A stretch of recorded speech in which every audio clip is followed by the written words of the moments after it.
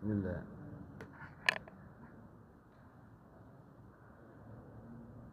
Assalamualaikum warahmatullahi wabarakatuh.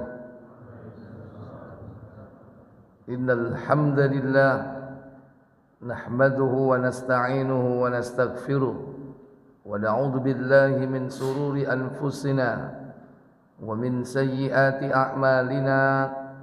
Man yahdihillahu fala mudilla lahu wa man yudlil fala hadiya lahu. Wa asyhadu an la ilaha illallah wahdahu la syarika lah wa asyhadu anna Muhammadan abduhu wa rasuluh. Allahumma salli wa sallim wa barik ala Muhammadin sallallahu alaihi wa ala alihi wa ashabihi wa man tabi'ahum bi ihsanin ila yaumiddin, amma ba'd.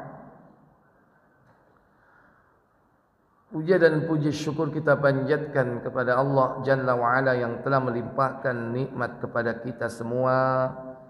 Pada pagi yang berbahagia ini dimudahkan kita melaksanakan solat subuh berjamaah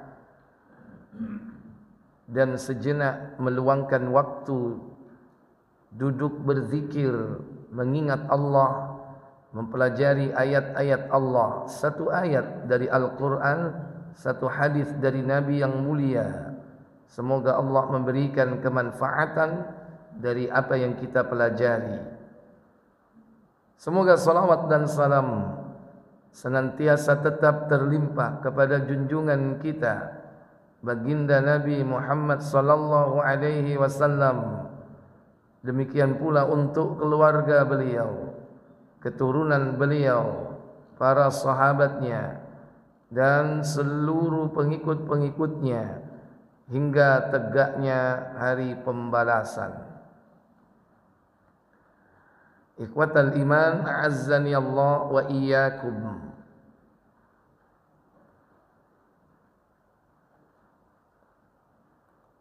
Pembahasan tentang jenis neraka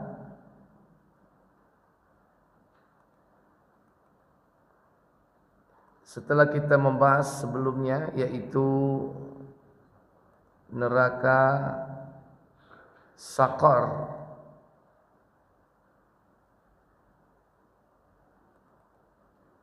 Berikut yaitu neraka selanjutnya,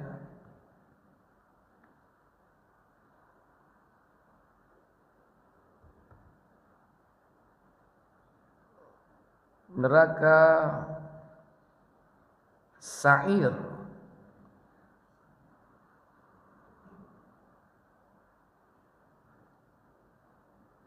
Kita coba berpindah dari neraka yang satu, pintu yang satu ke pintu yang lain, yaitu pintu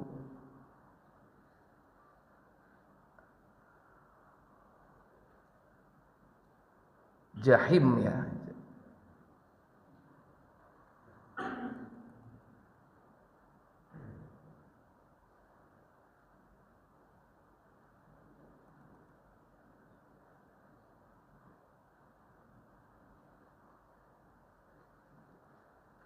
Dalam surah An-Nazi'at,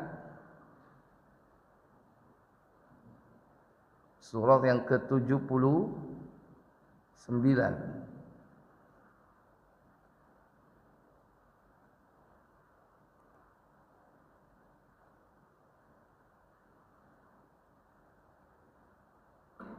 Allah Jalla wa'ala berfirman,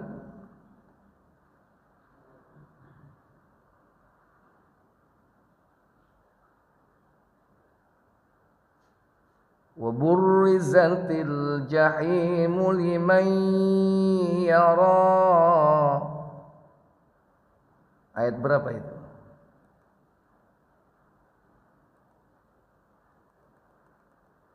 Fa amma man tagha wa athara al-hayata ad-dunya fa innal jahima hiyal ma'wa. Udah ketemu?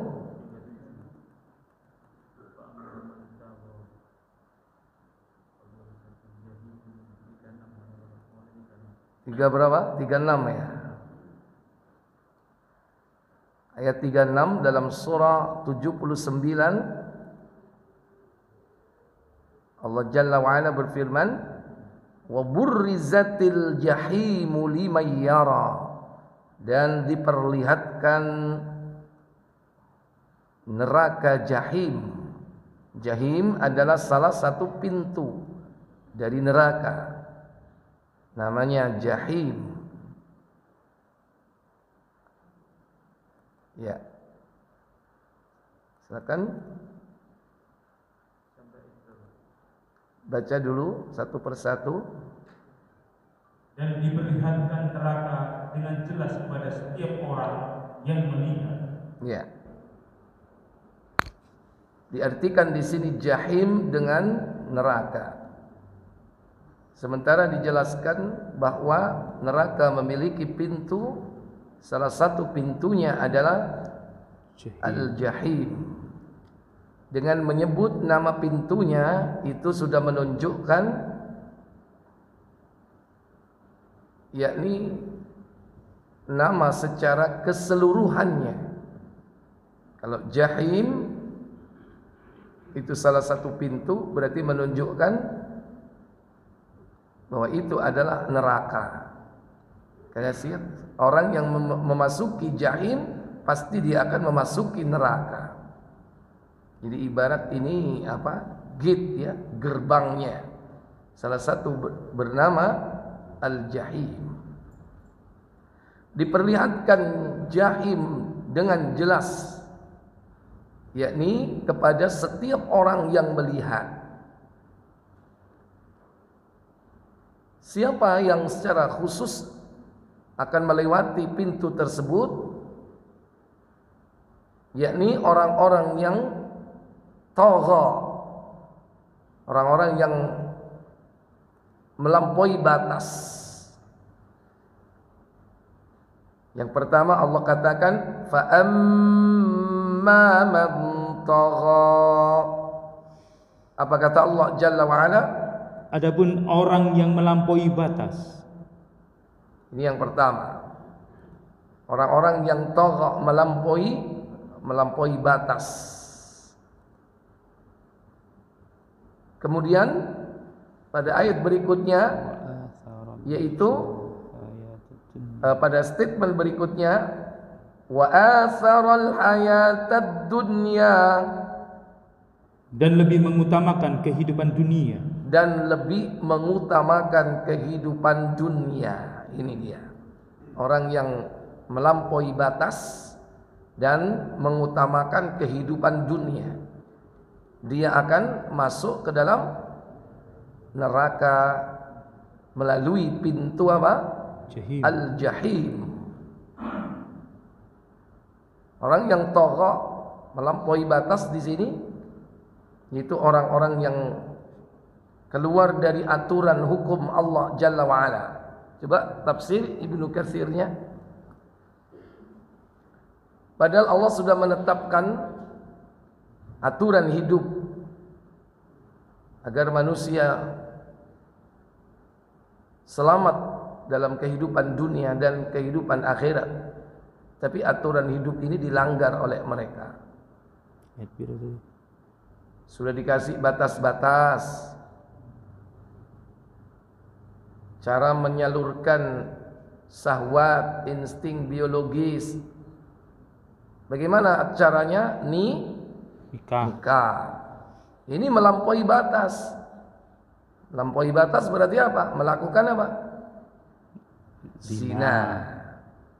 Kata Allah Jalla wa Ala di dalam surah Al-Mu'minun, ada ayat yang kelima kalau tidak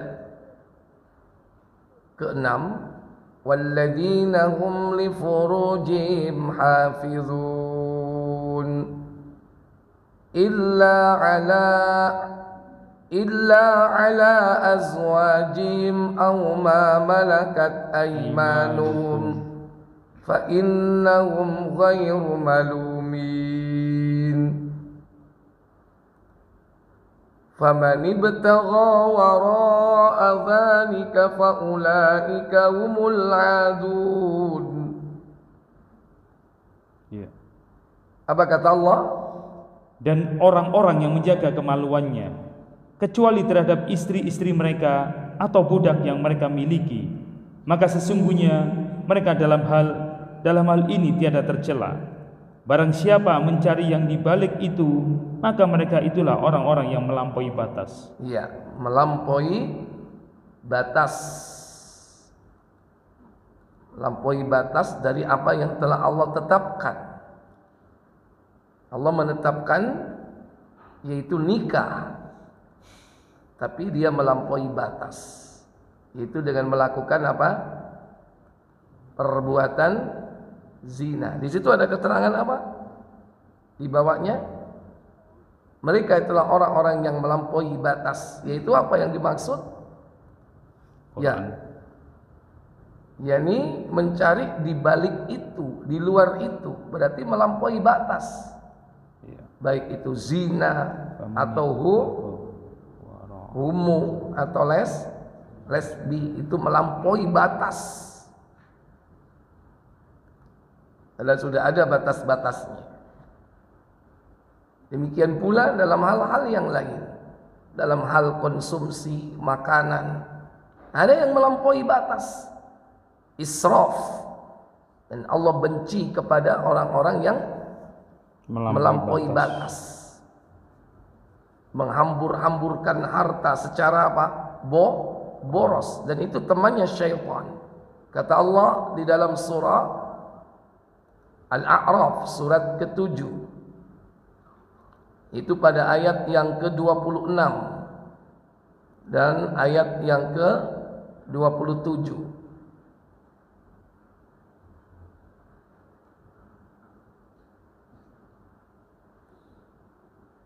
Ini keliru, bukan Al-A'raf ya.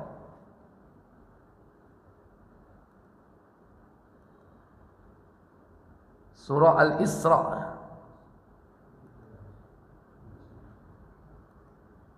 Surah yang keberapa?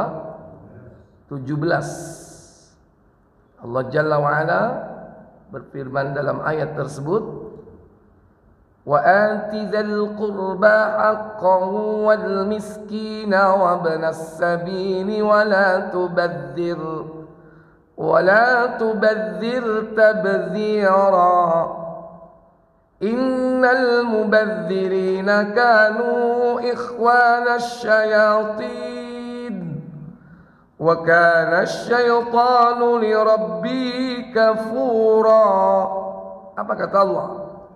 Dan berikanlah kepada keluarga-keluarga yang dekat akan haknya, kepada orang miskin dan orang yang dalam perjalanan, dan janganlah kamu menghambur-hamburkan hartamu secara boros. Sesungguhnya pemboros-pemboros itu adalah saudara-saudara syaitan, dan syaitan itu adalah sangat ingkar kepada Rabb-Nya. Ya, ini dalam hal harta, dalam hal konsumsi, boros. Berarti ini melampaui batas. Orang sehari cukup makan berapa kali, Pak? Hah? Ya, sebetulnya dalam tradisi Islam itu bukan 3 kali. Minimal itu makan itu sehari sekali untuk menegakkan tulang punggung agar bisa beribadah kepada Allah Jalla wa'ala. Mungkin kalau puasa ada sahur, ada apa? Ada buka. Tapi tradisi kita makan berapa kali? 3. Taruhlah itu menjadi tradisi universal, 3 kali makan sehari semalam. Berarti kalau lebih dari itu termasuk apa? Boros. Udah makan kenyang, nuruti, enak lambe. Pengen ini, pengen itu. Udah makan nih, depan rumahnya ada tek liwat, tek. Ada sate liwat sate. Itu termasuk bagian dari pemborosan.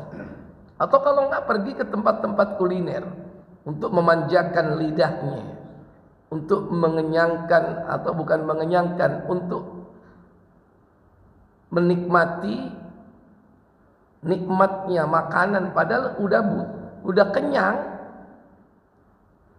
sehingga tidak bisa bedakan mana need and want, mana kebutuhan, mana keinginan. Padahal sudah cukup tubuhnya mendapatkan nutrisi, tapi karena keinginan merasakan nikmatnya di lidahnya, maka dia cari makanan yang lain. Nah, kadang manusia berlebihan di dalam konsumsi.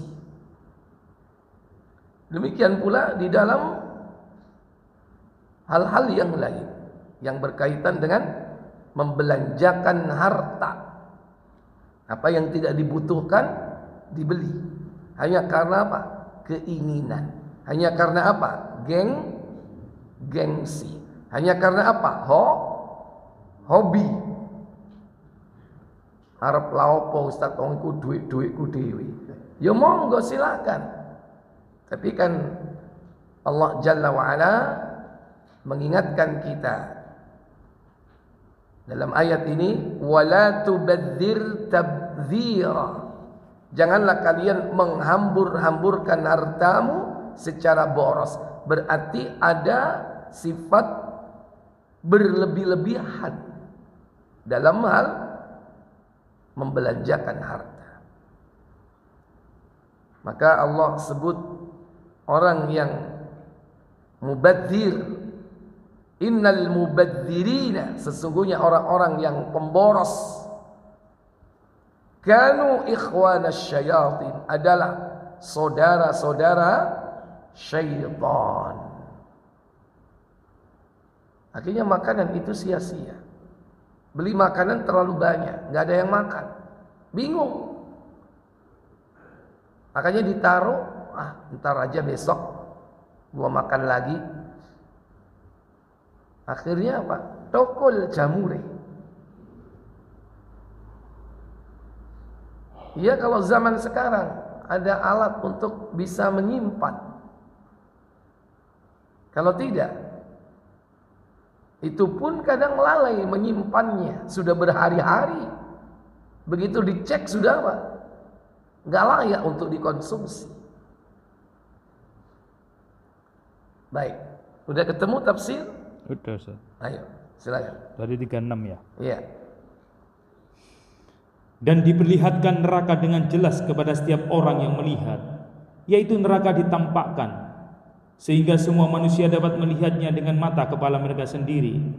Adapun orang yang melampaui batas, maksudnya membangkang dan berlaku sewenang-wenang dan lebih mengutamakan kehidupan dunia. Ya, di situ ada dua kalimat, membangkang, sewenang-wenang.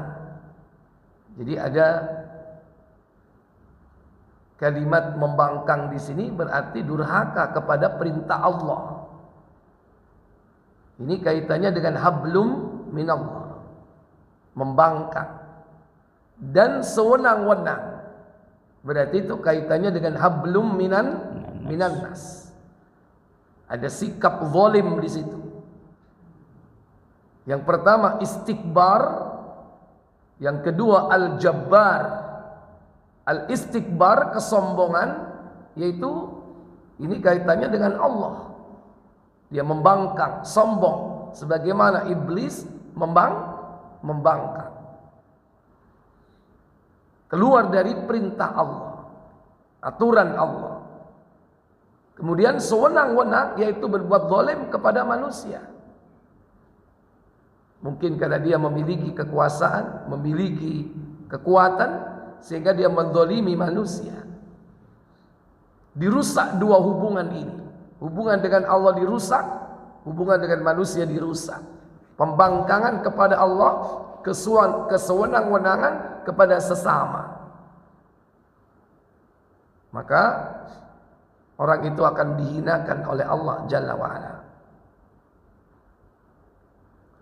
Kata Allah Jalla wa Ala dalam surah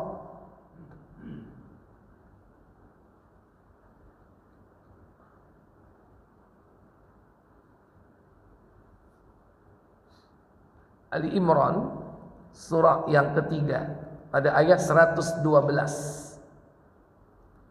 Duribat alaihimudz dhillatu aynama thuqifu illa bihablim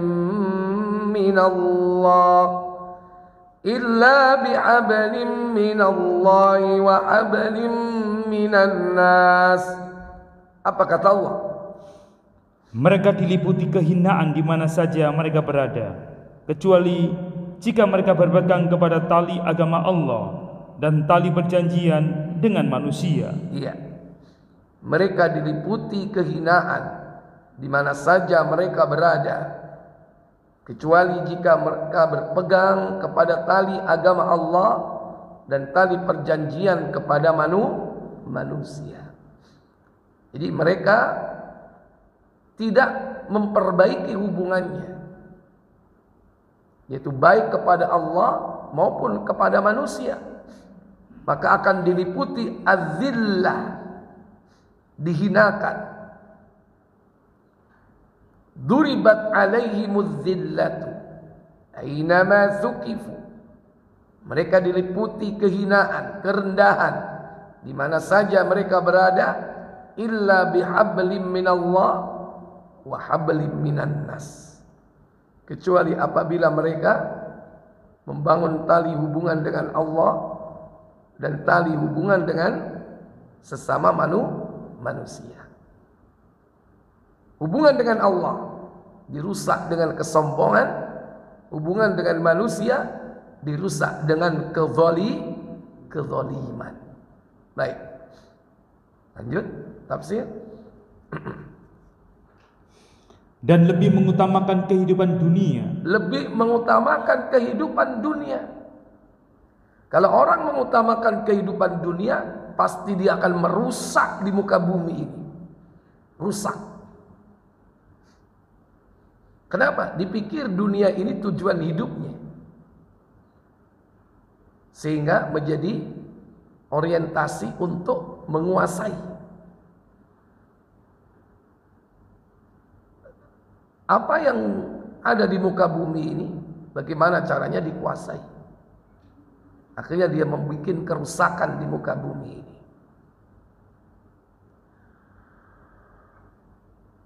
Allah katakan dalam surah Al-Qasas 28 pada ayat yang ke-77, wabtaghi fima ataqallahu ad-daral akhirah wala tansa nasibaka minad dunya wa ahsin kama ahsanallahu ilaik wala tabghil fasada fil ardi innallaha la yuhibbul mufsidin. Apa kata Allah?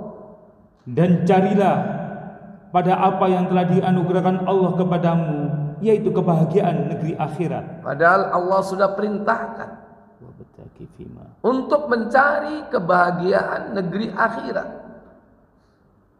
Kenapa? Akhirat adalah lebih utama. Walal akhiratu khairun laka minal ula. Dan akhirat itu lebih baik bagi kalian dan lebih utama. Walal akhiratu khairu wa ab. Halo, walal akhiratu khairu wa abqa. Dan kehidupan akhirat itu lebih baik bagi kalian dan lebih apa? Abqa, lebih kekal. Itu perintah agar kita mengutamakan akhirat. Makanya di sini kita diperintah untuk mencari akhirat. Wala tansa nasibaka minad dunya. Dan janganlah apa? Diulang lagi. Dan carilah pada apa yang telah dianugerahkan Allah kepadamu, kebahagiaan negeri akhirat. dan janganlah kamu melupakan bahagianmu dari kenikmatan dunia. Pasti secara Otomatis. instingtif manusia tidak akan bisa melupakan kehidupan dunia. Nggak perlu diusahakan kalau itu. Pasti secara otomatis. Orang yang tidak berakal, orang gila saja, kalau dia lapar pasti cari apa? Makan. Kalau dia minum, kalau dia haus cari apa? Minum. Itu orang gila, nggak berakal. Orang gila lapar perutnya, dia korek-korek sampah. Jadi orang itu nggak mungkin melupakan dunia, nggak mungkin. Orang yang paling bodoh sekalipun, dia akan cari dunia. Kalau dia lapar, dia makan. Kalau dia haus, dia minum. Tentu sesuai dengan kemampuan dia mencari. Jadi manusia nggak mungkin melupakan kehidupan dunia. Maka keliru kalau ada yang mengatakan kita harus seimbang dunia dan akhirat. Kalau ada orang yang mengatakan begitu, itu berarti orang yang mengutamakan kehidupan dunia. Yang betul kita harus mengutamakan kehidupan akhirat. Jika kau tanam padi, pasti akan tumbuh rumput. Tapi jika kau tanam rumput, jangan mimpi tumbuh padi. Jika akhirat kau utamakan, dunia pasti ikut. Jika dunia kau utamakan, akhirat bisa luput. Iku apa jenenge ngono iku? Hah? Parian.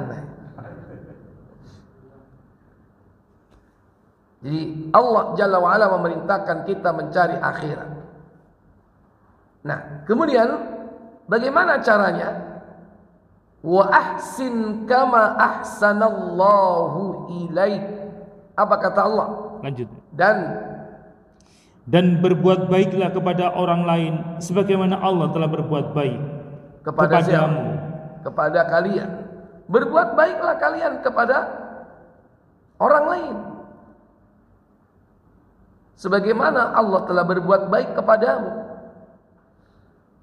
Berbuat baik di sini tentu kepada sesama makhluk, bukan hanya manusia. Orang lain di sini tidak hanya manusia. Ingat, di sekeliling kita ini ada makhluk yang lain. Mungkin berbuat baik kepada hewan, mungkin berbuat baik kepada siapa? Jin termasuk. Makanya Nabi melarang beristinja memakai apa? Tulang dan kotoran. Nabi mendapatkan pesan dari bangsa jin. Janganlah umatmu beristinja dengan tulang, karena itu makanan jin. Demikian pula, yakni kotoran yang kering. Karena istinja itu mestinya dengan apa? Kalau tidak ada air, dengan batu. Tapi kadang ada kotoran yang kering mirip batu. Apalagi kotoran unta, bulat-bulat agak gede. Kalau udah kering banget kayak batu. Dipikir batu, ternyata apa? Kotoran binatang. Padahal itu adalah rizki, makanan dari bangsa apa? Jin. Sampai seperti itu berbuat baik. Ketika kita hendak buang air panas, ketika kita mau membina tempat, jangan lupa baca bismillah. Itu cara berbuat baik untuk memberikan warning kepada mereka. Jangan sembarang buang air panas, bisa jadi mengenai anak-anak jin. Sehingga banyak terjadi kasus karena sembarangan buang air panas. Akhirnya dikaplok bek jin penceng. Anaknya disiram banyu panas, boe metu ya. Sampai seperti itu berbuat baik kepada makhluk yang lain. Termasuk berbuat baik kepada siapa?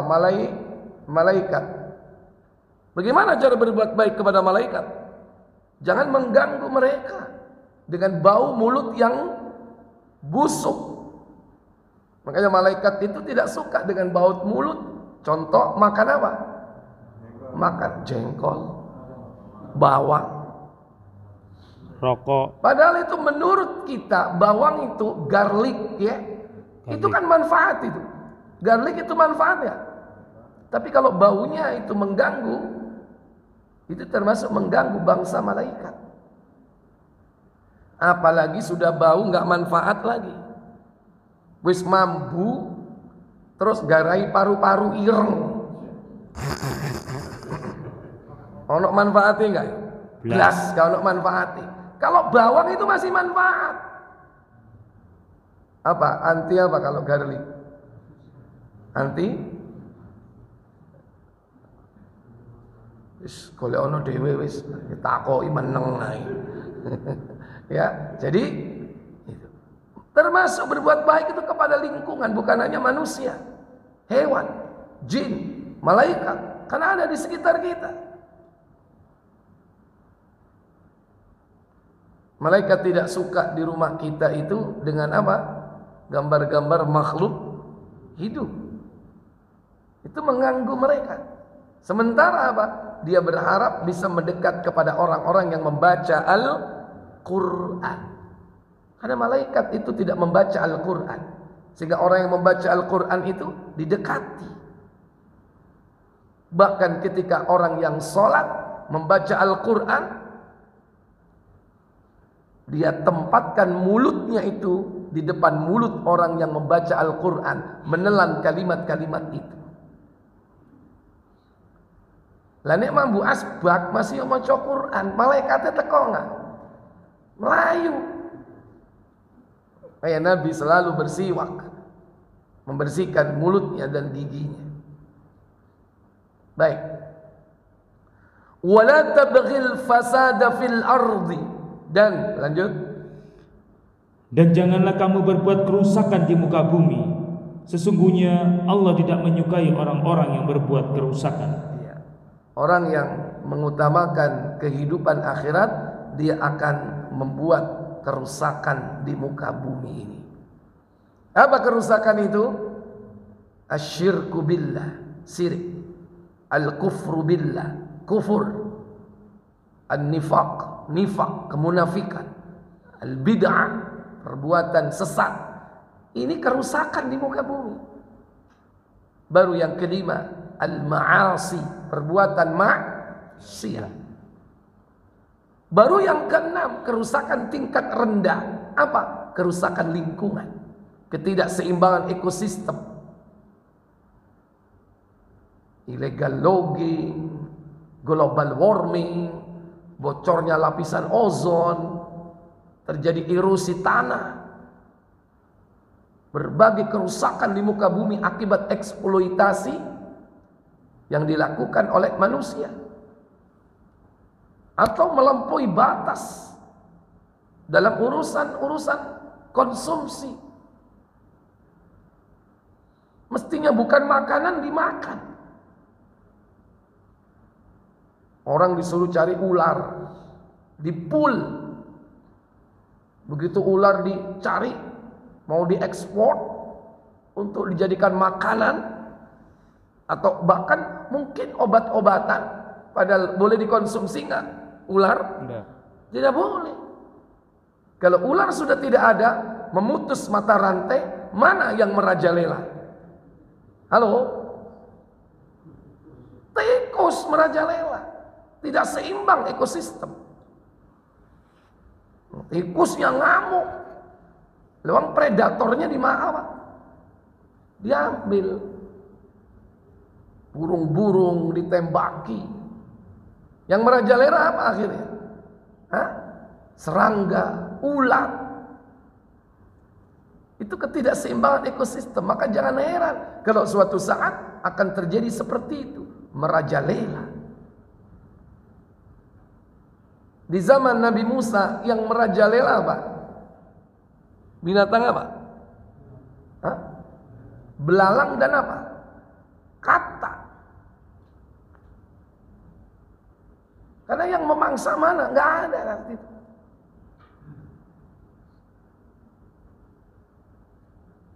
Kemana pada lari ular-ularnya itu? itu bukan dikonsumsi. Ikhwatal iman azzani Allah wa iyyakum. Terlepas itu merupakan bagian dari azab Allah Jalla wa Ala, dan mudah saja bagi Allah menciptakan hal seperti itu, tapi tentu ada asbabnya. Karena hukum alam ini tetap berjalan, ada sebab akibat. Jadi kerusakan lingkungan itu kerusakan paling kecil, yang orang menganggap itu kerusakan besar. Tapi kerusakan kesyirikan, kekufuran, kemunafikan, kesesatan. Kenapa? Orang itu mengutamakan kehidupan dunia. Kalau orang mengutamakan kehidupan dunia, dia tidak yakin kepada kehidupan akhirat. Kalau orang mengutamakan kehidupan dunia karena tidak yakin dengan kehidupan akhirat, mereka akan menghalalkan segala macam asal tujuan tercapai. Meskipun dia harus membunuh manusia. Bumi ini mestinya nggak perlu banyak-banyak ya. Cukup penghuninya sekian miliar saja, atau sekian ratus juta. Ini karena menganggap bahwa dunia ini kehidupan yang sebenarnya, menganggap bahwa dunia adalah tujuan, menganggap bahwa dunia ini adalah kehidupan yang kekal dan abadi. Setelah dia mati, selesai. Tidak akan pernah diminta pertanggungjawaban. Maka dia berusaha bagaimana caranya usianya panjang, dan selagi dia ada waktu, dia akan berusaha untuk mencapai apa yang dia inginkan dengan segala macam cara. Baik, kembali ke tafsir.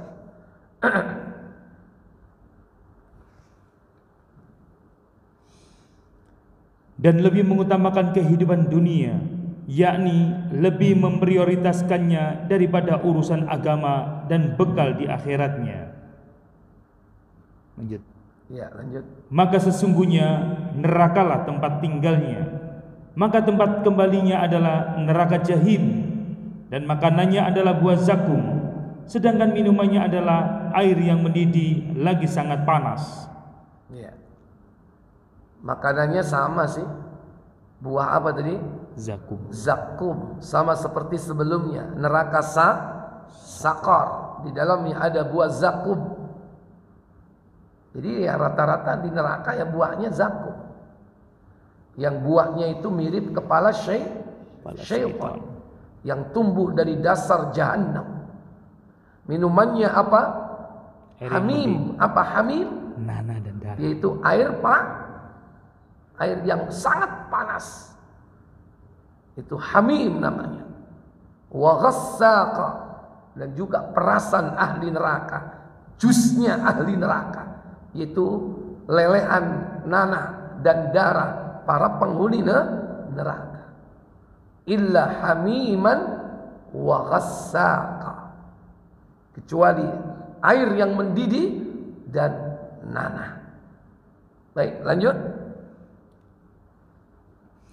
Dan adapun orang-orang yang takut kepada kebesaran Robnya, cukup. Berarti itu masuk kepada orang-orang yang orang-orang yang mendapatkan kenikmatan dalam kehidupan akhirat. Lawan dari apa? Orang-orang yang mengutamakan kehidupan dunia. Itu orang-orang yang menahan diri dari hawa nafsu. Itu lawannya. Nanti dia akan mendapatkan apa? Surga. Dan itu akan dibahas pada pembahasan surga. Sudah atau belum surga? Belum ya? Belum. Baik.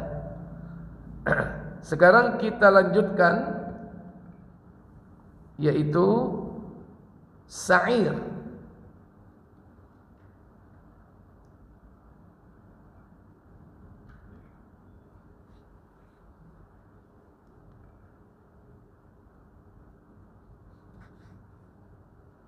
Buka surah Al-Mulk, surah 67.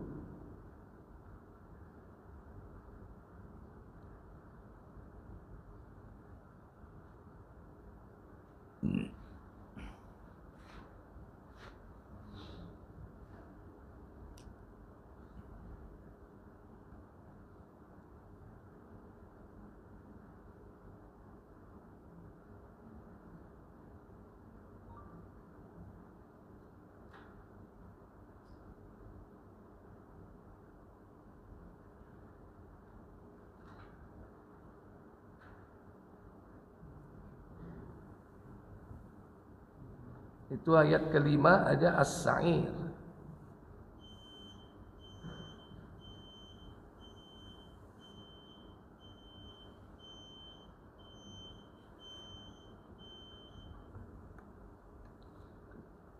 Ayat kelima dan ayat 10 surah Al-Mulk. Allah Jalla wa'ala berfirman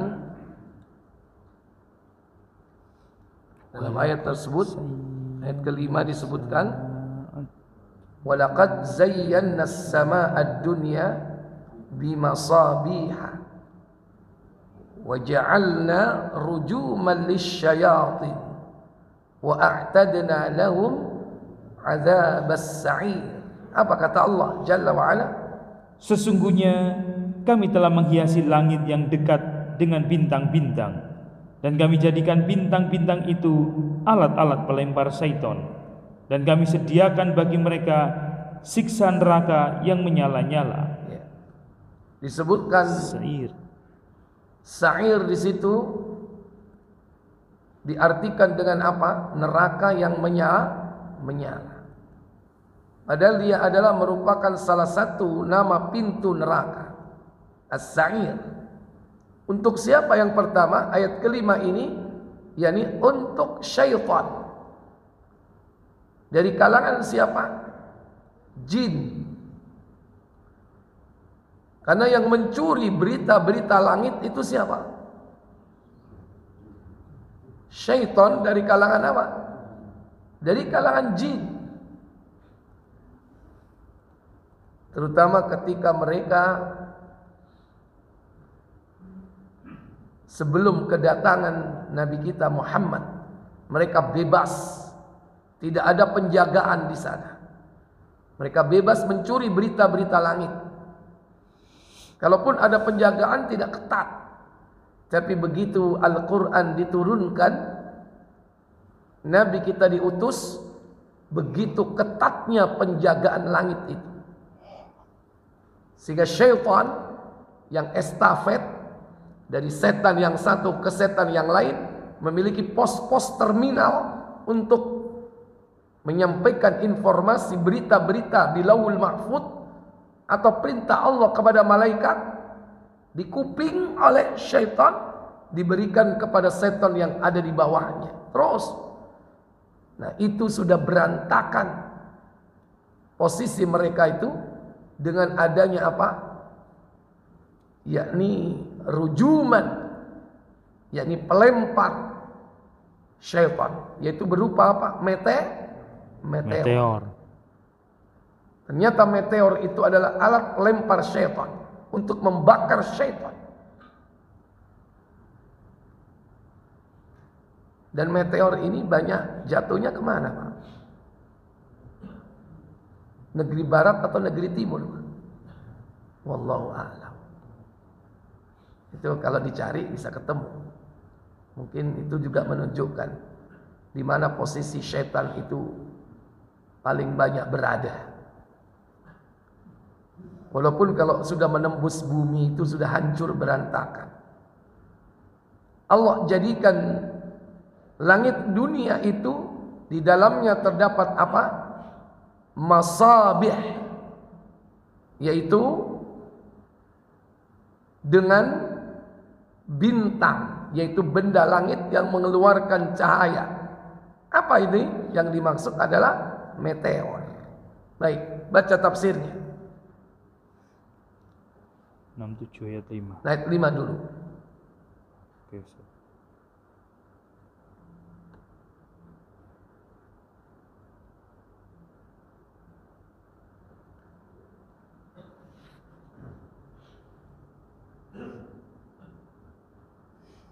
Sesungguhnya kami telah menghiasi langit-langit dekat dengan bintang-bintang, yaitu bintang-bintang yang menghiasi langit, baik yang beredar maupun yang tetap. Dan kami jadikan bintang-bintang itu alat pelempar syaitan. Damir yang terdapat di dalam lafaz waja'alnaha kembali kepada jenis dari al-masabi, bukan kepada bentuknya. Karena sesungguhnya bintang-bintang yang ada di langit tidaklah digunakan untuk melempari setan-setan, melainkan yang dipakai ialah nyala api yang lebih kecil daripada bintang-bintang itu sendiri, atau barangkali nyala api itu bersumber darinya. Hanya Allah lah yang Maha mengetahui. Dan kami sediakan bagi mereka siksa neraka yang menyala-nyala. Artinya kami jadikan kehinaan itu untuk setan-setan di dunia, dan kami sediakan bagi mereka azab neraka yang menyala-nyala di negeri akhirat. Ayat ini semakna dengan apa yang disebutkan di dalam firman-Nya, Quran surat As-Saffat ayat 6 hingga 10, yang artinya, sesungguhnya kami telah menghiasi langit yang terdekat dengan hiasan, yaitu bintang-bintang, dan telah memeliharanya sebenar-benarnya dari yang setiap setan yang sangat durhaka. Setan-setan itu tidak dapat mendengarkan pembicaraan para malaikat, dan mereka dilempari dari segala penjuru untuk mengusir mereka, dan bagi mereka siksaan yang kekal. Akan tetapi barang siapa di antara mereka yang mencuri-curi pembicaraan, maka ia dikejar oleh sulu api yang cemerlang. Sulu api yang cemerlang, ya. Tak tahu bentuknya seberapa gede, wallahu a'lam. Terus tinggal sedikit. Qatadah mengatakan bahwa sesungguhnya bintang-bintang ini diciptakan untuk 3 hal, yaitu Allah menciptakannya untuk perhiasan bagi langit dan sebagai pelempar syaitan, serta sebagai tanda-tanda untuk dijadikan petunjuk arah. Maka barang siapa yang mempunyai takwilan lain selain dari yang telah disebutkan, berarti dia mengemukakan pendapatnya sendiri. Iya, takwilan itu banyak. Bintang ini, bintang itu berarti sudah keluar dari 3 yang dibolehkan. Pertama, berpendapat bahwa bintang itu sebagai hiasan langit. Kedua, sebagai pelempar syaitan. Yang ketiga, sebagai tanda arah. Seperti planet apa, letaknya di mana yang mengeluarkan cahaya itu sebagai tanda arah. Terus selain dari itu, berarti dia mentakwil dengan takwil yang sesat. Ada bintang ini, bintang itu. Apalagi menganggap bahwa bintang ini sebagai sebab turunnya hujan. Mutirna binau'in kada wa kada.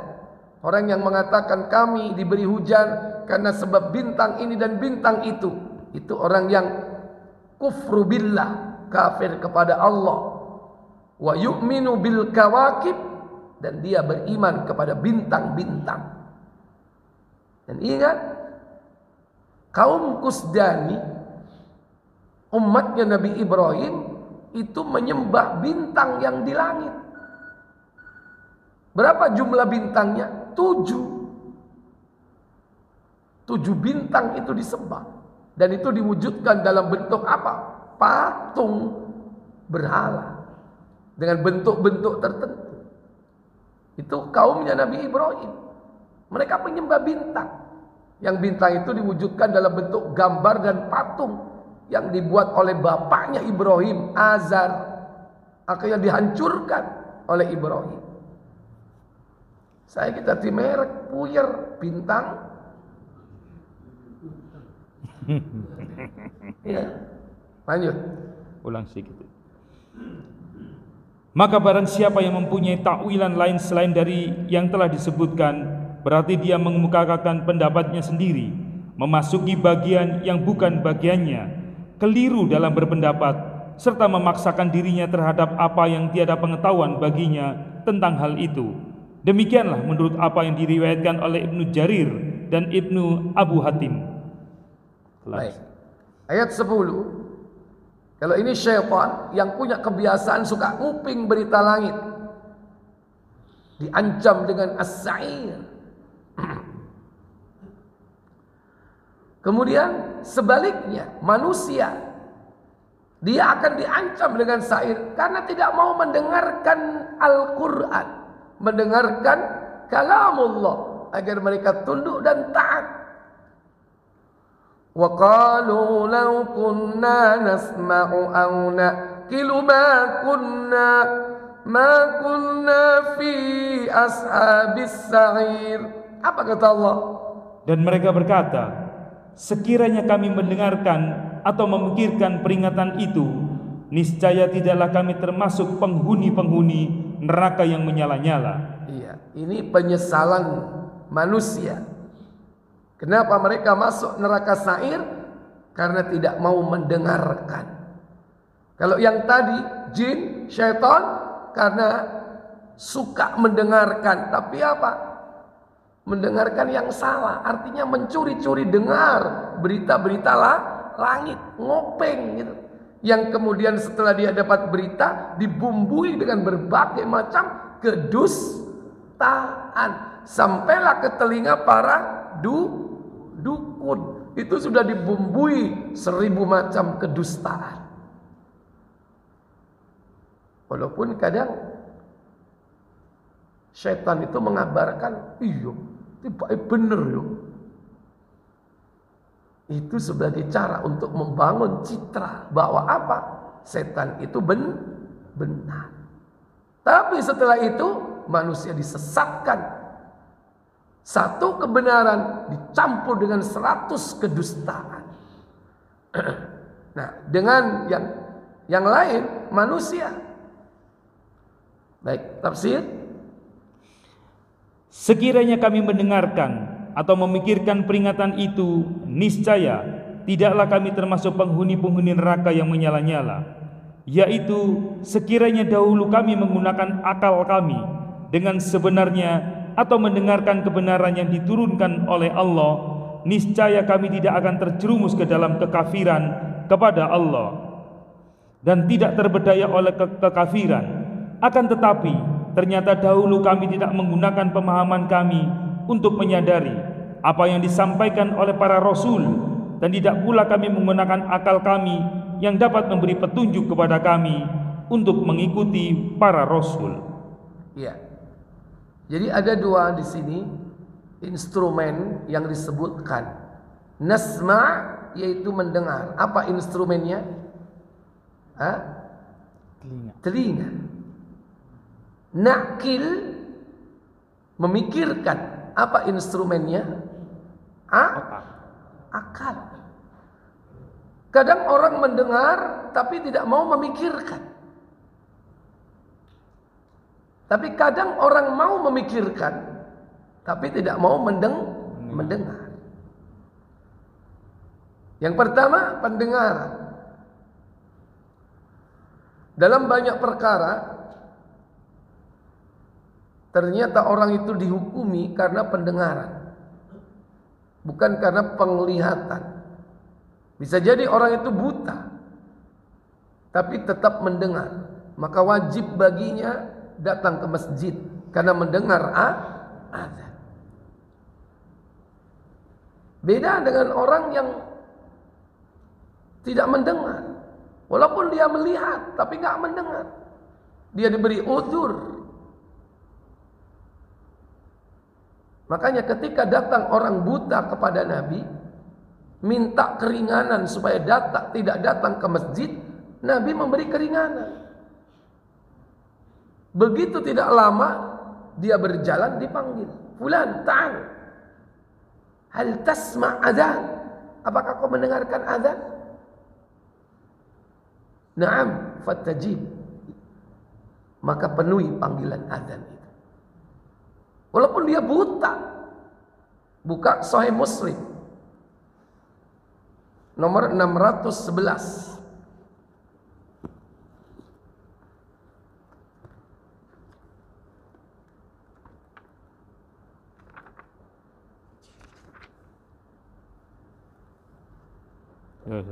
Silakan. Dari Abu Hurairah radhiyallahu anhu ia berkata, seorang laki-laki buta datang kepada Rasulullah sallallahu alaihi wasallam. Lalu dia bertanya, apa tanyanya? "Ya Rasulullah, aku ini buta.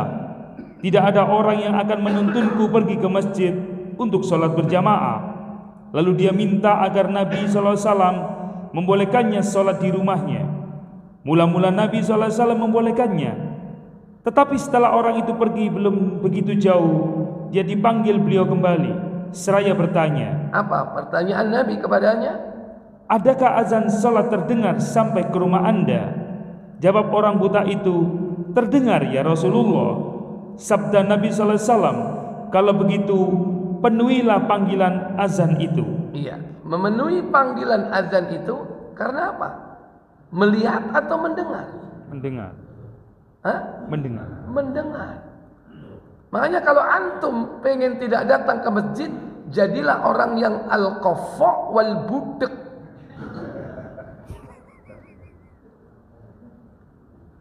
Orang itu cukup dihukumi ketika mendengar. Sekalipun dia buta, sekalipun dia bisu, mendengar azan datang ke masjid.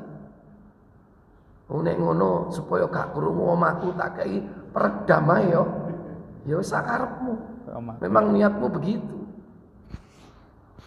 Jadi lebih utama penglihatan daripada apa?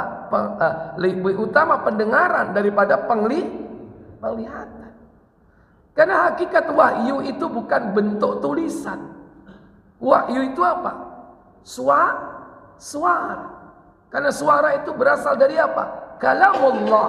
Kalamullah, yaitu firman, ucapan, dawuhipun Allah. Baru kemudian ditulis. Karena wahyu itu sautun munazzalun. Suara yang diturunkan biwasitatil amin, melalui perantara Ruhul Amin, malaikat Jibril. Hakikatnya suara. Nabi menerima wahyu suara.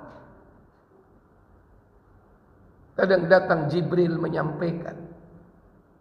Kadang Nabi mendengarkan seperti gemerincing lonceng, ya. Yang Nabi paling berat sampai keluar butiran-butiran keringat bagi mutiara. Karena beratnya mendengarkan Al-Quran itu. Makanya dalam surah ini, seandainya aku nasma', kami mendengar. Setelah mendengar apa? Dia berpikir, na'kilu, memikirkan tentang ayat-ayat Allah. Niscaya kami tidak akan disiksa di neraka melalui pintu apa? As-sa'ir. Nah, kadang orang kafir itu mendengar tapi tidak berpikir. Ada yang seperti itu. Siapa? Yahudi. Yahudi itu mereka mengatakan sami'na, tapi bukan wa ata'na. Apa? Soina. Wa asayna. Kami mendengar. Nasma'. Sami'na. Kami mendengar. Tapi bukan wa ata'na, tapi wa asayna. Ada kalanya orang mendengar tapi tidak mau memikirkan, tidak mau mengamalkan, tidak mau mempraktekkan. Berarti dia tidak mau memikirkan. Maka keduanya harus bersatu, satu paket, lengkap. Dengan berpikir itu akan timbul keinginan untuk mengamalkan, yaitu untuk taat. Maka sami'na wa ata'na ini satu paket. Tidak boleh wa ata'na tanpa nasma'. Taat tanpa mendengar. Bahaya enggak? Nanti jadi seperti Nasrani, pengennya taat kepada Allah tapi dia tidak mendengar. Akhirnya sesat. Tidak mendengar apa yang diucapkan oleh siapa? Oleh Isa alaihissalatu wassalam di dalam Injil. Pengennya jadi baik, tapi enggak mau belajar, tidak mau mendengarkan kalamullah, tidak mau mendengarkan wahyu yang benar. Akhirnya mereka sesat. Mereka pengennya menjadi orang taat tapi tidak berilmu. Kebalikan dari apa? Yahudi. Kalau Yahudi berilmu tidak mengamalkan. Orang Nasrani beramal, amalnya banyak tapi tidak berilmu. Kenapa tidak berilmu? Tidak mau mendengarkan kalamullah, wahyu Allah. Tidak mau mendengarkan Rasulullah, yaitu Isa alaihissalatu wassalam. Demikian pula zaman sekarang. Wallahu a'lam. Baik. Ini mungkin Bapak Ibu saudara sekalian, pembahasan kita pintu 2, yaitu apa tadi? Pintu Jahim dan As-Sa'ir. Semoga bermanfaat untuk kita. Sebelum saya tutup, silakan kalau ada pertanyaan, monggo. Ya. Apa yang tadi saya sampaikan yang dikatakan itu yaitu kita harus seimbang antara dunia dan akhirat. Memang sering dikatakan bahkan guru kita akan di podium pun pernah insya Allah pernah dengar juga saya ada yang bilang begitu. Nah, kira-kira kalau kita ketemu dengan yang seperti itu apa yang sebaiknya kita lakukan? Iya. Ya kadang kalimat itu menjadi subhat yang berbahaya. Seimbang ya. Ketika orang yang mau belajar agama terkena statement seperti itu, akhirnya dia mengurangi porsi belajar agamanya. Kon ngaji tok, kon gak nyambut gawe. Ayo. Terus bojomu mangan opo? Nah, kan gitu kan. Jadi pikiri dia. Saya tanya, rizki itu sudah ditetapkan oleh Allah Jalla wa'ala, dan Allah akan memudahkan rizki itu untuk diperoleh. Ingat, kita memiliki banyak nikmat berupa rizki duniawiyah.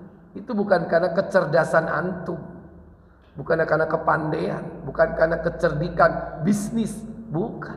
Allah memudahkan untuk meraihnya, karena Allah sudah tetapkan di Lauhul Mahfuz, dirinci kembali pada setiap janin 4 bulan, dirinci kembali setiap tahun, setiap malam Lailatul Qadar tentang rizki. Allah juga akan memudahkan bagaimana meraihnya, sehingga rizki itu berbeda-beda satu dengan yang lain. Karena Allah mudahkan sesuai dengan penciptaannya. Kullun muyassarun lima khuliqalah. Setiap sesuatu dimudahkan sesuai dengan tujuan penciptaannya. Adapun ilmu din dan ilmu agama ini, kita diperintah untuk mencari.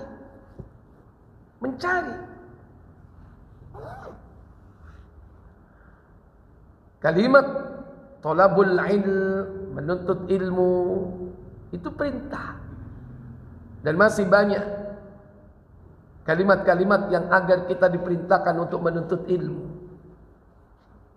Sampai malaikat di alam kubur pun ketika menanyai orang-orang munafik tentang Allah, Rasul, dan tentang agama Islam, orang munafik mengatakan apa?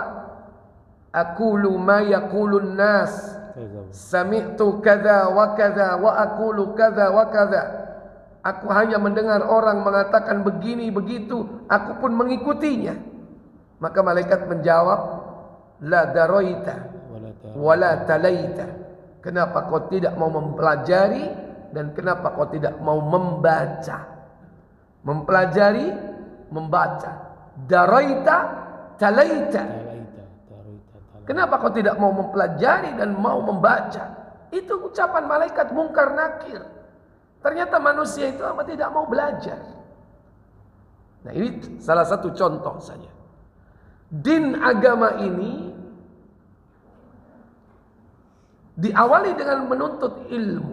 Setelah menuntut ilmu baru diamalkan. Adapun rizki itu sudah ditetapkan oleh Allah Jalla wa'ala. Kalau kita dimudahkan oleh Allah Jalla wa'ala untuk mendapatkan rizki duniawiyah, jangan dijadikan alasan untuk meninggalkan menuntut ilmu. Bahkan bisa jadi seseorang itu dimudahkan rizkinya oleh Allah karena dia menuntut ilmu, atau dia menanggung orang yang menuntut ilmu. Dua orang saudara datang kepada Nabi. Yang satu selalu hadir di majelis Nabi, datang di majelis Nabi. Kalau di majelis Nabi menuntut apa dia? Ilmu. Yang satu sibuk bekerja. Saudaranya yang menuntut ilmu kepada Nabi ini, hidupnya dibiayai oleh saudaranya yang bekerja. Lantas datanglah saudara yang bekerja ini kepada Nabi. ini saudaraku ini ngentekno duit. Tukang ngentekno duit. Nabi apa jawab? Jangan-jangan Allah memberi karunia rezeki itu karena saudaramu ini. Karena saudaramu datang kepada Nabi menuntut ilmu, kau dilancarkan rezekinya. Ikhwatal iman, azzani Allah wa iyyakum. Ternyata lebih utama ilmu din, agama, dengan mempelajari dan mengamalkannya, daripada sekedar hidup kini dihabiskan untuk mencari maisha yang kadang-kadang melegitimasi diri.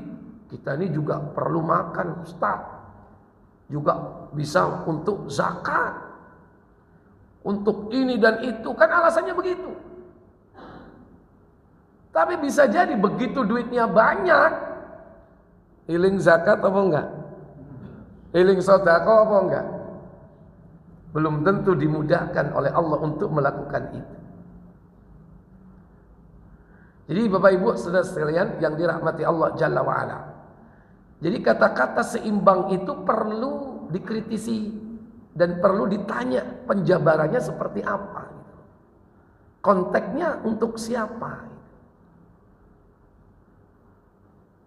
Maka jangan sampai dengan statement itu justru semangat kita menuntut ilmu dan dekat dengan Allah Jalla wa'ala itu mulai kendor, bahkan ditinggalkan sama sekali. Karena tujuan kita ini mengabdi kepada Allah Jalla wa'ala. Seandainya kita mencari maisha pun, itu pun harus didasarkan ilmu. Kalau tidak, kita akan menghalalkan segala cara. Makanya ilmu dulu, baru apa? Rizki yang halal. Tiap pagi kita apa? Mengatakan, Allahumma ini as'aluka ilman nafi'ah wa rizqan thayyiban. Saya tanya, ilmu ini, ilmu apa yang dimaksud yang kita minta di sini? Syar'i. Ilmu syar'i, ilmu din yang bisa membedakan hak dan batil, halal dan haram. Baru apa? Minta rizki yang halal. Bagaimana caranya mendapatkan rizki yang halal? Dasarnya ilmu. Oh, ternyata nggak boleh riba. Oh, ini maisir, untung-untungan. Oh, ini gharar, nggak jelas akadnya. Dari mana dia tahu seperti itu kalau nggak dengan ilmu? Kalau nggak punya ilmu, kuabe diantem, terabas kabeh. Yang penting ontong gede. Akhirnya dimakan makanan haram. Itulah kenapa dia sulit beribadah kepada Allah. Karena perutnya sudah terlalu banyak makan yang haram. Berat orang yang makan barang yang haram itu. Dan bahkan amalnya tidak akan diterima. Makanya di akhir apa? Wa amalan mutaqabbalan, dan amal yang diterima. Kenapa amal yang diterima? Karena rizkinya halal. Kenapa rizkinya halal? Karena dia punya ilmu. Jadi ilmu ini mendasari mencari rizki, dan ilmu ini mendasari amal supaya diterima. Kalau amal gak ada ilmunya, gak akan diterima. Sembahyang gak ngerti syarat rukunnya, gak ngerti yang membatalkannya, gak diterima. Dasarnya apa? Ilmu. Ilmu apa? Ilmu syar'i. Oh, ini kalau ngaji rono rene, bojomu gak mau urus, Allah yang ngurus. Apa ngurusi bojomu? Nanti Allah datangkan rizki kepadamu. Tentu bukan orang datang ngasih gaji bulanan, enggak. Allah cukupi rizkimu setiap saat. Pasti tidak akan dikelelerkan. Untuk orang yang menuntut ilmu, keluarganya tidak akan pernah dikeleler. Pasti. Jadi itu Pak.